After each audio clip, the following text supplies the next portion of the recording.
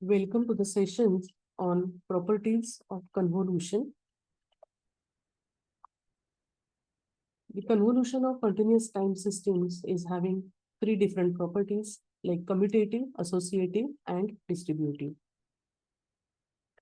The same properties are applicable for convolution of discrete time systems also. Only the difference is the continuous time variable t is substituted by the discrete time variable n. We will discuss these properties one by one. First is commutative property. The statement of commutative property is x of n convolution h of n is equal to h of n convolution x of n, where x of n is the input signal and h of n is the impulse response of that particular system. For example, if u of n unit step signal is convolved with delta function delta n, which is indicating the impulse response of that particular system, then similar output we will get if delta n is an input signal given to a system having impulse response is equal to u of n. Means we can interchange the signals. We can interchange the signal x of n and the impulse response h of n. Second property is associative property. The statement is given as like this. The convolution between x of n and h1n means the system having impulse response equal to h1n and that system is inputted with the signal x of n, then resultant of the convolution between x of n and h1n is omega n. If that signal is acting as an input to the second system h2n,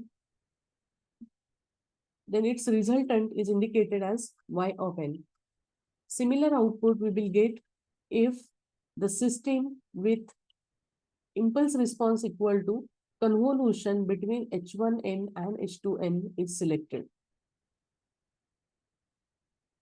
Since the left-hand side of the statement is equal to right-hand side, the system representation of left-hand side is equal to system representation of right-hand side. This states that two systems connected in series can be replaced by a single system where its impulse response is equal to convolution between individual impulse responses. So you can say that series combination or series connection of different systems is equivalent to or can be replaced by a convolution operation. Third property is distributive property. Its statement is given here. The left-hand side is represented by respective block diagram of the system and right-hand side of the equation is represented by a respective block diagram.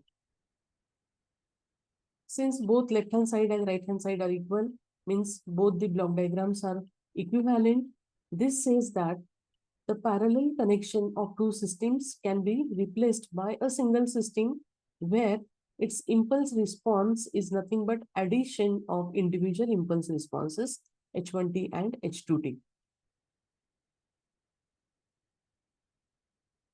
Another property of convolution is that any signal convolved with delta t impulse function, then the resultant of that convolution is equal to the original signal x of t.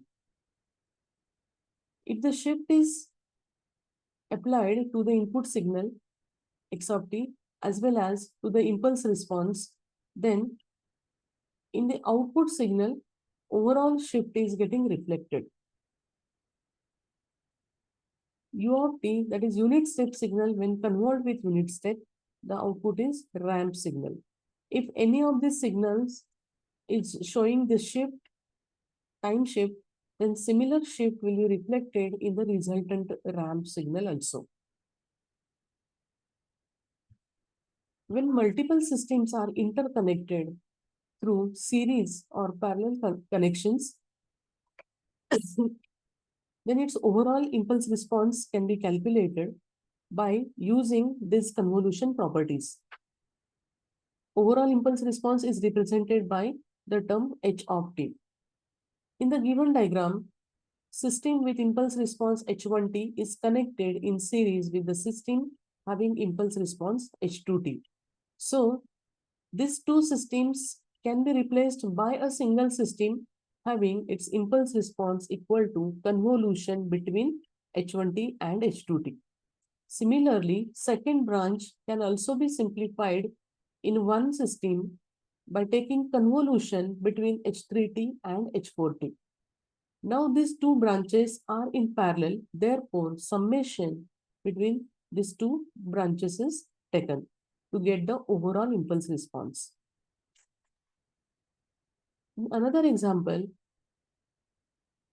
in the second branch, H3T and H4T are connected in series. Therefore, first of all, we will simplify that particular branch by taking convolution between these individual impulse responses. Then that simplified branch is in parallel with the H2T. Therefore, summation between H2T and the previous resultant is considered. Now, this simplified single branch is connected in series with the H1T. Therefore, there is a convolution calculated between H1T and the second term, which is shown in the curly bracket. In this given example, the interconnection is same as the previous one with a difference of this negative sign at the adder. So while adding these two branches, the negative sign we have to consider. So here also we will simplify first of all the second branch of this parallel combination, and this will give the resultant as H3T convolution H4T. But now this time negative sign we have to consider along with that equivalent term, and then it is operated with the H2T. Now this simplified term is in series with the H1n, therefore convolution is taken between these two terms. Now if the impulse response values are given, then we can simplify the equation to calculate its overall impulse response h of t. All the given terms are substituted in the simplified equation of h of t. Then we will solve this, we will simplify this step by step. At this stage, we can see u of n signal is convolved with delta function. So any signal convolved with the delta function, then the resultant is equal to the same function. That is unit step in this case. And the overall shift should get reflected in the resultant. Therefore, u of n convolution delta n minus 2 is equal to u of n minus 2. Along with that, we have to carry forward the multiplier n plus 1. Then there is a subtraction between these two terms. So we can take u of n minus 2 common. In the bracket, the terms remaining are n minus n plus 1. So the square bracket will give the negative sign to u of n minus 2. Then minus of u of n minus 2 is convolved with delta n minus 2. So any signal convolved with delta n, resultant is that same signal. So it is in terms of u of n, and the overall shift between these two signals is reflected at the output term also. It is minus 2 and minus 2. In all, total shift of 4 divisions, minus 4 is considered at the resultant signal, and the minus sign is also carried forward. So this way we can calculate the overall impulse response. Thank you.